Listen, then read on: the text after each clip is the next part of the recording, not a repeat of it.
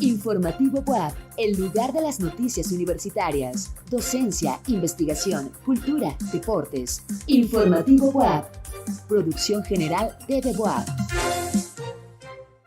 ¿Qué tal? Muy buenas noches, gracias por acompañarnos. Mi nombre es Enrique Moctezuma Malacara y le invito a que nos acompañe durante los siguientes 30 minutos en este programa especial de Informativo BUAP. Y antes de entrar de lleno con la información, los invitamos para que nos sigan a través de las diferentes plataformas, @TV BUAP en todas las redes sociales, canal 18.1 en TV abierta y 118 de Megacable. Comenzamos.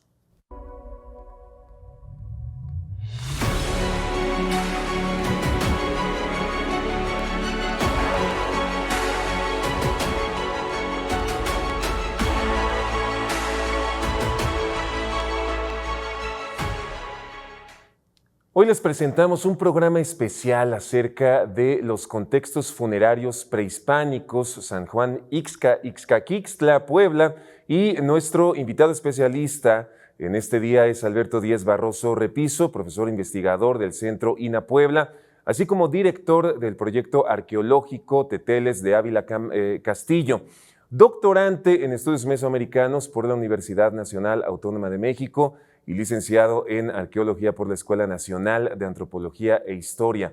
En 1995 colaboró con el equipo ENA UNAM en la catalogación del acervo de códices del Archivo General de la Nación bajo la dirección del doctor Joaquín Galarza.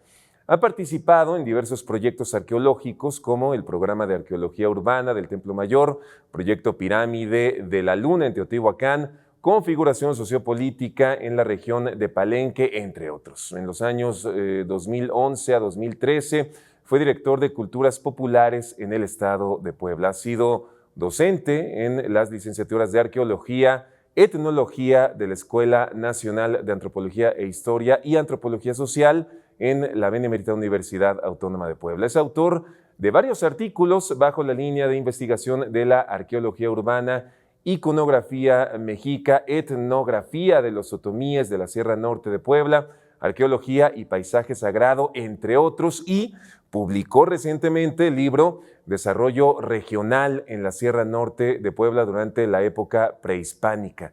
Actualmente es el encargado de la Ceramoteca Eduardo Noguera Ausa, perteneciente al Centro INA Puebla, titular del Proyecto Integral de Protección Arqueológica de Ixcaquixtla y responsable del rescate arqueológico de la tumba 3 de Ixcaquixtla. Bienvenido, doctor. Gracias por acompañarnos en este programa especial. Muchas gracias, Enrique. Muy buenas tardes. Un saludo a todo tu público, a todo tu auditorio.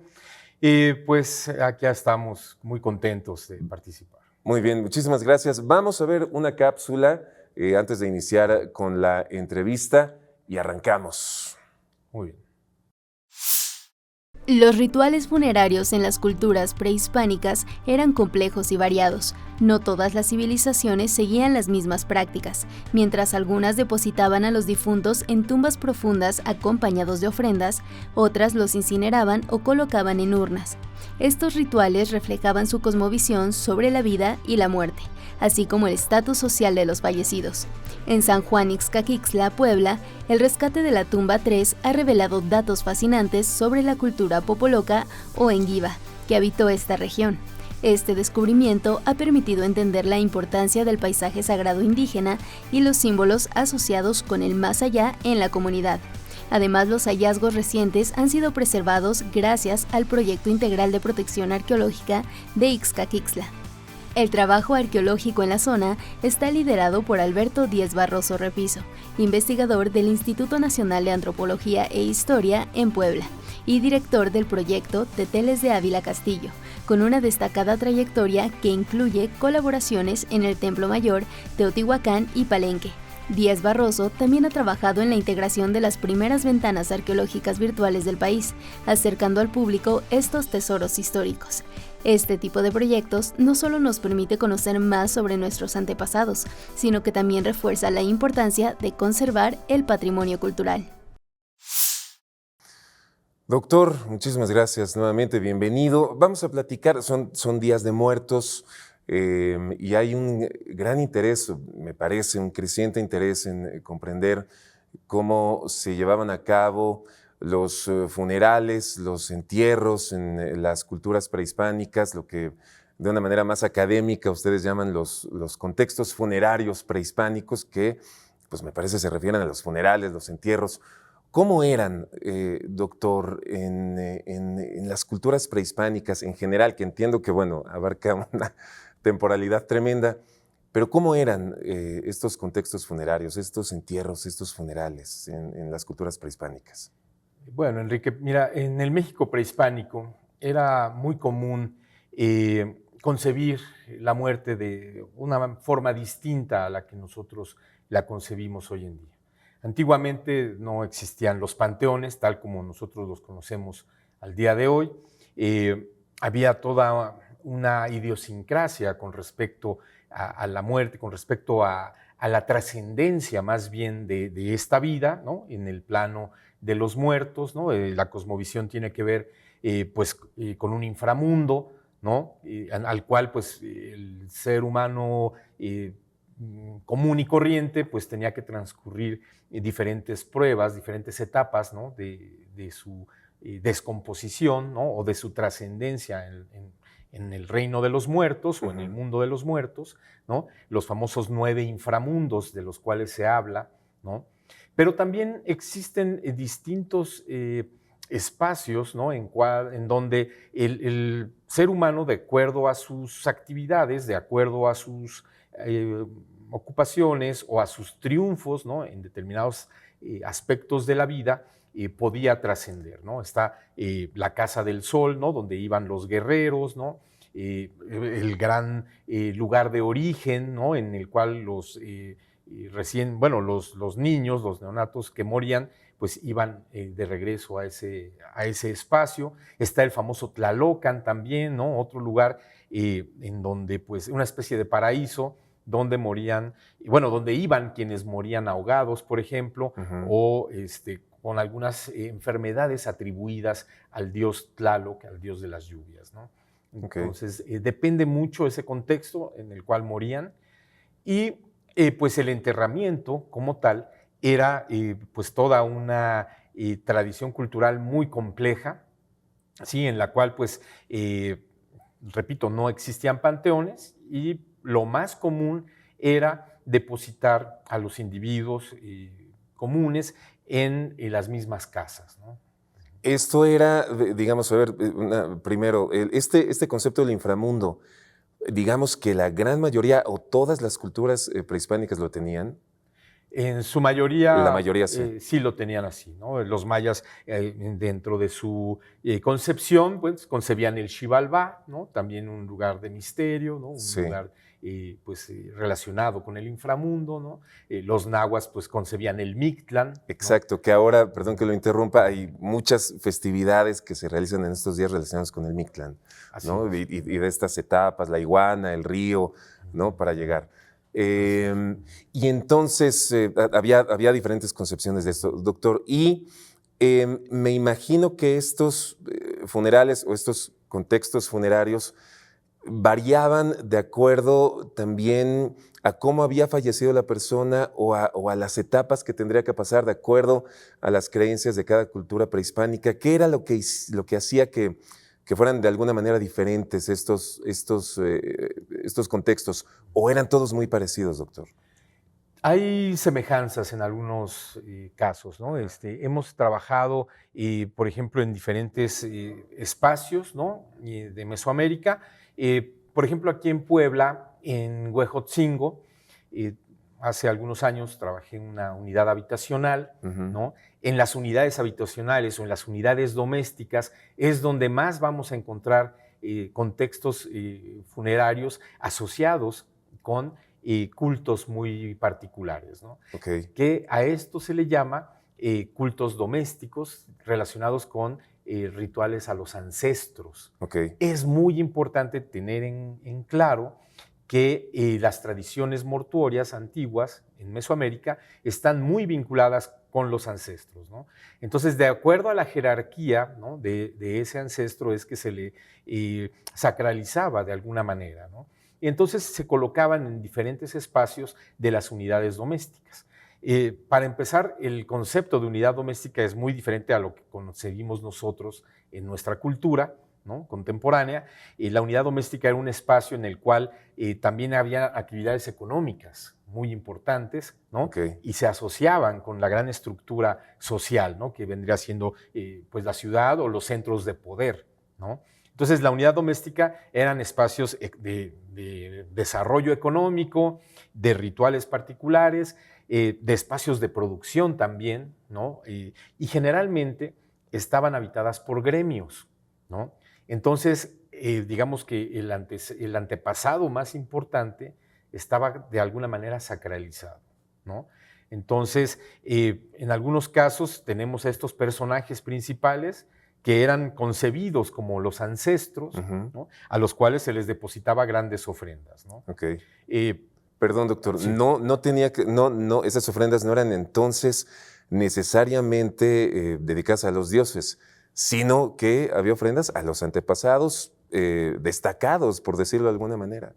En cuanto a los enterramientos, hay diferentes clases de enterramientos. Ajá. Hay algunos, pues los que te comento son Sí. los cotidianos, que están relacionados con la vida diaria, ¿no?, de los pobladores de esas unidades domésticas, Sí. que tienen que ver con ancestros, que tienen que ver con gremios, etcétera, ¿no? Es, digamos, la vida cotidiana. Sí. Pero también hay enterramientos dentro de toda Mesoamérica que están relacionados con las construcciones, con el inicio de una construcción importante en un recinto ceremonial, ¿no? Okay. El caso de Teotihuacán es muy ejemplificador en este sentido, porque hay, digamos, enterramientos colectivos, ¿no?, asociados con pues la etapa constructiva de una gran pirámide, de un gran basamento, ¿no? El templo de Quetzalcóatl es un ejemplo de ellos, ¿no? Y en este caso, ¿cuál era el motivo? Generalmente es la sacralización del espacio, Ok. ajá, mediante algunas veces sacrificios, ¿no? Ok. Generalmente son grandes guerreros, ¿no?, que se encuentran ahí, digamos que ofrendados. O sea, muchas veces los enterramientos humanos también eran ofrendas, Ok. ¿no? Entonces eso es algo muy importante. También tenemos de cierre de etapas constructivas, ¿no?, donde pues al momento de culminar una obra, una construcción, que anualmente, bueno, en determinados periodos de tiempo eran renovadas, eran ampliadas estas construcciones piramidales, ¿no?, como la pirámide del Sol, la de Cholula, etcétera, ¿no? Todas estas grandes pirámides que concebimos tienen etapas constructivas. Entonces, cada etapa constructiva pues es sacralizada al inicio y al final, ¿no? Entonces, durante esos lapsos, ¿no?, de sacralización, también se ofrendan enterramientos, o sea, individuos, ¿no?, algunos de ellos sacrificados, ¿no?, in situ, y bueno, tienen el objetivo de sacralizar, ¿sí? Son ofrendas, digamos, de dedicación a las construcciones de recintos ceremoniales o de recintos sagrados. Y también existen algunos personajes, ¿no?, algunos individuos que son ofrendados a algunos dioses, ¿no?, como nos mencionan generalmente las fuentes históricas, ¿no?, del siglo XVI. Ok, entonces la unidad doméstica, las construcciones y a las deidades, digamos. Entonces, ¿no? eso ya nos da un panorama Ajá. precisamente muy amplio de lo que es la concepción de la muerte, ¿no?, en el individuo mesoamericano. Diferentes formas de enterramiento, ¿no? La muerte también como un elemento sagrado, ¿no?, de ofrenda, ¿no?, a los espacios sagrados, ¿no?, y también a los dioses. Entonces había grandes semejanzas. ¿Se identifican algunas diferencias muy puntuales entre algunas culturas prehispánicas, doctor? Digamos, entre diferentes pueblos. ¿Hay diferencias que uno puede identificar así con claridad? Sí, claro, totalmente. Por regiones, ¿no? Digamos, hay algunas regiones donde existen tumbas como tales, ¿no? Hay regiones donde no las hay, Okay. ¿no? Y muchas veces en el altiplano lo que vemos casi por lo general son algunas fosas, ¿no? Mientras que en regiones como la región mixteca, como Oaxaca, el sur de Puebla precisamente, ya hay tumbas elaboradas, ¿no? Con cierta arquitectura mucho más compleja, ¿no? Hay algunas tumbas que están asociadas a pirámides, ¿no? A grandes pirámides como en el área maya, ¿no? Como las podemos ver en Palenque, por ejemplo. Ok, y justamente digamos, en el sureste, en el sur de Puebla, del estado de Puebla, a principios de este milenio, concretamente lo platicábamos en 2004, se descubren estas tumbas que ahora se les llama las tumbas de Ixcaquixtla, ¿no? En San Juan Ixcaquixtla. ¿Qué es lo que se encontró, doctor, a principios de este milenio? Y bueno, cuéntenos qué está pasando con esta investigación. Bueno, es muy importante en este sentido contextualizar lo que son este tipo de hallazgos, ¿no? Tenemos que recordar la primera vez que se encuentra una tumba en México fue en el año de 1931, en Monte Albán, ni más ni menos. La tumba 7 de Monte Albán, descubierta por ni más ni menos que don Alfonso Caso, ¿no? Y que ese descubrimiento en esa época, 8 años después, exactamente 8 años después de ese hallazgo, da pie a la fundación del Instituto Nacional de Antropología e Historia. A raíz de la tumba. A raíz del hallazgo de la tumba en 1931. El doctor Alfonso Caso empieza a hacer una gestión muy, muy importante, ¿no? Empiezan a haber, digamos, investigaciones muy concienzudas en lo que es Monte Albán, Oaxaca, hasta que después ya con el apoyo del gobierno, del Estado, ¿no? Entonces el presidente Lázaro Cárdenas se funda en 1939 el Instituto Nacional de Antropología e Historia, bajo la gestión y la dirección. El primer director fue ni más ni menos que don Alfonso Caso. No pierda por favor el hilo de esta contextualización de la importancia del descubrimiento de la tumba, pero quisiera saber, antes de este descubrimiento, ¿había habido algún gran descubrimiento de vestigios que tuviera una importancia como lo tuvo la tumba de Monte Albán? Había algunos descubrimientos, como tal, no tan trascendentes, ¿no? Debido a que faltaba investigación sistemática, ¿no? Como la que sí se hizo, por ejemplo, en 1931. Habían otras investigaciones, no digo que no, de gran importancia, ¿no? En Cuicuilco, por ejemplo, ¿no? También, pero la tumba 7, por los materiales que contenía, hizo voltear la mirada, ¿no? Hacia el aparato del Estado, ¿no? A una institución que fortaleciera el cuidado del patrimonio arqueológico. O sea, lo que va usted es que la tumba 7 es el primer gran descubrimiento arqueológico de este país. Es uno de los más, trascendentes, debido a que a raíz de eso se pudo consolidar, bajo la gestión de Alfonso Caso, la fundación del Instituto Nacional de Antropología. Muy bien. Entonces, estaba contextualizando usted. Estoy contextualizando nada más la dimensión de lo que una tumba,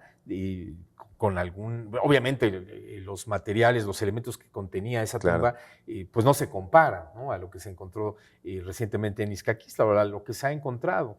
Pero no es por menos, ¿no? Importante. Aquí a lo que voy es que estos hallazgos generan inquietudes muy, muy importantes en la sociedad, ¿no? El imaginario de la sociedad cambia mucho, ¿no? Se generan expectativas, se generan también algunos mitos, ¿no? Entonces la gente empieza a decir, caray, pues yo vivía o yo paso caminando diario por ahí donde se encontró este hallazgo, ¿no? O yo vivo a 20 metros, ¿no? Donde hay casas, ¿no? Muy cercanas, y la gente empieza a decir que soñaban cosas, o sea, empieza a haber un imaginario popular relacionado con todo esto.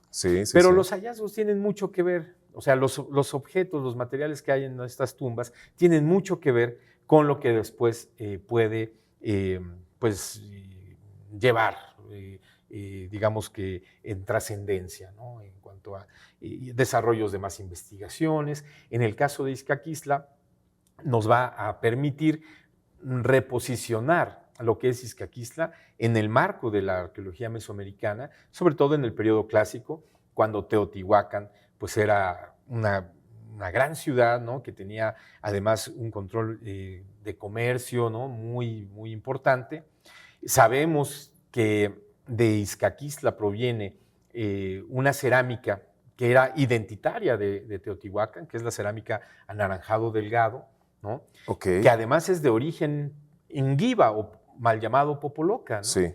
Entonces, esta cerámica, ¿no?, que es de esta tradición étnica, resulta que para Teotihuacán era de mucha importancia. Y donde quiera que encontramos esta cerámica llamada anaranjado delgado, que está desde el área maya hasta occidente de México, donde quiera que encontremos esa cerámica, vamos a apuntar a presencia teotihuacana, ¿no? Okay. Entonces, poco se ha estudiado o muy poco se ha propuesto que el Teotihuacán mismo tenía una población ngiba o popoloca, digamos que dentro de sus múltiples barrios, ¿no? Habían barrios de totonacos, ¿no?, en Teotihuacán, habían barrios purépechas, barrios oaxaqueños, y muy poco se habla de la población ngiba que pudo haber existido en Teotihuacán. Ok. Perfecto. Y nada más, y disculpe si me equivoco, pero al decir usted periodo clásico, estamos hablando del 100 al 600 después de Cristo, más o menos. Así es, así es. Sí, es eso. Así es. Ok, entonces estamos hablando de, sí, del 100 al 600, ¿no? Sí. Entonces estamos hablando de que estas tumbas que se han encontrado, pues tienen más de 1500 años o 1500 años aproximadamente de antigüedad. Así es, Enrique. Aproximadamente 1500 años de Sí. antigüedad. Los materiales son muy abundantes, los enterramientos son muy abundantes, ¿no? Sí. Estamos hablando de más de 25 individuos, ¿no?, que están dentro de esa tumba. Perdón, es una tumba con 25 individuos en una tumba. En una tumba. Ok. En el reciente hallazgo de la tumba 3, ¿no? La tumba 3, ok.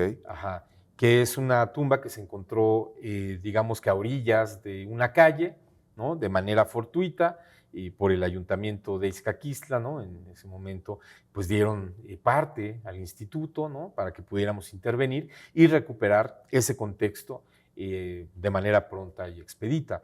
Y eso permitió realizar la primera investigación sistemática de un tipo de tumba ahí en Izcaquistla, ¿no?, de esas características. Y, dígame. La tumba 1 incluso también se descubrió de manera fortuita, pero no se pudo documentar desde un inicio, ¿no?, digamos que la recuperación de los objetos, de los materiales, ¿no? En este caso, con la tumba 3, sí se pudo documentar desde un inicio cada paso, la deposición de cada una de las capas que contenían, ¿no?, entre enterramientos y ofrendas. A nosotros los arqueólogos nos permite interpretar el ritual que se hizo durante la inhumación de esos individuos, ¿no? Ok. ¿Y son 3 tumbas las que se han encontrado? ¿Son 2? ¿Cuántas tumbas son hasta este momento, digamos, del 2004 a la fecha? Sí, en Izcaquistla en el 2004 se encontró la tumba 1, ¿no?, sí, que tiene unas pinturas increíbles. Enrique, realmente es mural. Es pintura mural, ¿no?, donde se pueden observar una procesión de guerreros, okay, ¿no?, que están ofreciendo sus yelmos, ¿no?, una especie de tocados. Guerreros, ¿no?, ngiba. Guerreros, pues posiblemente ngiba, okay, pero estos guerreros los encontramos en algunos otros códices, ¿no? La matrícula de tributos tiene algunos guerreros, ¿no?, aunque ya es un documento del siglo XVI, ¿no?, pero vienen trajes de guerreros muy similares a los que podemos encontrar ahí, ¿no? Está el guerrero águila, está algunos guerreros ocelot, ¿no? También hay un guerrero miquistli, ¿no?, que tiene un cráneo humano, hace referencia con la muerte, ¿no?, pero tiene un penacho, ¿no? Entonces, hay diferentes guerreros que los podemos ver también en la matrícula de tributos, están ahí representados, ¿no? Entonces, pues eso ya nos indica una especie de procesión de estos guerreros que están ofrendándole a un personaje principal, ¿no?, que seguramente es el de las exequias de ese personaje que está enterrado ahí, ¿no? Ok, entonces son 3 tumbas. Son 3 tumbas hasta el momento, la tumba 1, ¿no?, que es la que tiene estas pinturas, la tumba 2, que es una tumba que se encontró también de manera fortuita, ¿no?, atrás del mercado de Izcaquistla. Es una cámara muy sencilla, pero tenía una ofrenda también muy importante, ¿no? Con piezas cerámicas, algunas osamentas. Y bueno, la tumba 3, ¿no? Que es la más reciente que se ha descubierto y es a la que me refiero, que es la única que hemos podido estudiar de manera sistemática desde un inicio. Ok. Doctor, y bueno, ¿qué tanto se sabe de la cultura Nguiba, o dice usted mal llamada Popoloca, a partir de las tumbas, o qué tanto se sabe en general de los Nguibas? Pues realmente, y para desgracia, ¿no? La cultura Nguiba es una de las más olvidadas. Hay que recordar que, según la UNESCO, desde hace 10 años, la lengua Nguiba es una de las lenguas en Puebla, en el estado de Puebla. Después de la lengua tepehua, la lengua Nguiba es una de las lenguas de alto riesgo, que está en más alto riesgo de desaparecer. Ya hay muy pocos hablantes de esta lengua en el territorio nacional. Generalmente es en la región de Tehuacán, Puebla, ¿no? Izcaquistla, San Felipe Otlaltepec, o sea, en lo que es la Mixteca Baja Poblana, donde se concentra la población de estos hablantes de Nguiba o Popoloca, ¿no? Entonces, es una etnia, una cultura muy poco estudiada, ¿sí? Que es muy importante porque aparecen referencias a ellos en muchos códices, ¿no? En algunos documentos del siglo XVI, como es la historia tolteca chichimeca, ¿no? Donde ya hace referencia a estos grupos, ¿no? Repito, o sea, hay una presencia de hablantes de Nguiba en el siglo XVI en San Juan Teotihuacán. Eso lo mencionan las relaciones geográficas del siglo XVI, ¿no? En la partida de San Juan Teotihuacán. Entonces, sí era una población para la época prehispánica muy abundante, una población numerosa, ¿no? Pero desgraciadamente al día de hoy esa lengua se está perdiendo, ¿no? Está en alto riesgo según la UNESCO. Ok. Doctor, y entiendo que esta primera tumba, la tumba 1, digamos, tiene una forma de ser vista de manera virtual que es algo innovador, digamos, en este país. Cuéntenos un poco, por favor, de este tema. Claro que sí. Cuando nosotros nos enfrentamos a pues un descubrimiento, ¿no? de esta magnitud, sí. Ya sea una tumba, ¿no? En este caso fue la tumba 3 en concreto, ¿no? La que nos permitió, digamos, implementar estrategias de conservación. Había una inquietud de parte de la sociedad, ¿no? De que querían ellos pues, tener una ventana arqueológica de alguna manera, o sea, ellos querían ver su patrimonio, o sea, claro. Ahí, claro. Y no que quede cubierto por una calle, ¿no? Sí, claro. Entonces ideamos una metodología, ¿no? Donde, pues gracias a la fotogrametría, que son tecnologías muy modernas, muy actualizadas, de registro arqueológico, pudimos hacer una visita virtual en tercera dimensión, ¿no? Donde el visitante con un teléfono celular, con una tablet, ¿no? O con una computadora incluso puede acceder, ¿no? a esta ventana arqueológica. Y es la mejor estrategia de conservación porque el bien arqueológico o sea, después de haberlo descubierto, haber hecho un registro cuidadoso, y lo consolidamos, lo volvemos a cubrir, ¿no? Y con observación, con supervisión del instituto, ¿no? Con todos los parámetros de la conservación arqueológica, claro. ¿no? A nivel nacional, pero también internacional, ¿no? Cubrimos el bien arqueológico y implementamos estas ventanas virtuales, ¿no? Entonces, el bien sigue ahí oculto, protegido, y el visitante puede acceder al hallazgo como si fuera ayer, ¿no? Entonces, esta ventana arqueológica funciona con una cédula y un código QR, sí. ¿no? Tú llegas con tu teléfono, puedes acceder a él, puedes visitarla, e hicimos lo mismo para mostrar también lo que es la tumba 1. Para que los pobladores de Izcaquistla, que son muy orgullosos de su patrimonio, pues puedan disfrutarlo, ¿no? Porque pues salió publicado en algunas revistas en el año 2004 cuando fue el hallazgo, pero muy pocas veces la gente ha tenido acceso a ese hallazgo, ¿no? Claro. A esa tumba, o sea, no es permisible Claro. la entrada al público, ¿no? Sí. De hecho, presenta ahorita una problemática seria de conservación. Estamos trabajando en el proyecto integral de Izcaquistla precisamente para propuestas más concretas de conservación, pero apuntamos y apostamos, Enrique, a lo que es digamos, la difusión del patrimonio arqueológico Sí. de manera virtual, ¿no? Protegiendo los bienes originales inmuebles, ¿no? Arqueológicos. Claro, ultimísima pregunta porque se nos acabó el programa, se me fue muy rápido, Claro, doctor. claro. Pero para esta visita virtual hay que ir al lugar. O No, incluso ya se tenemos puede hacer algunos, a distancia. Se puede hacer a distancia. No hay que llegar ahí al QR o algo, no se puede hacer a distancia. De preferencia sí, para que conozcan Claro. lo que es el lugar. Izcaquistla presenta una tradición en cuanto al Día de Muertos, ahora que estamos en estas fechas, Sí. precisamente muy rica. Entonces, yo sí recomiendo que visiten Izcaquistla, Ok. sí les recomiendo que vayan, que disfruten la tradición de Día de Muertos en el Panteón de Izcaquistla, que es un colorido impresionante, hermoso, ¿no? Y además que visiten la tumba 3, que está sobre la calle 8 Norte Ok. de Izcaquistla. Ahí van a ver las cédulas, ¿no?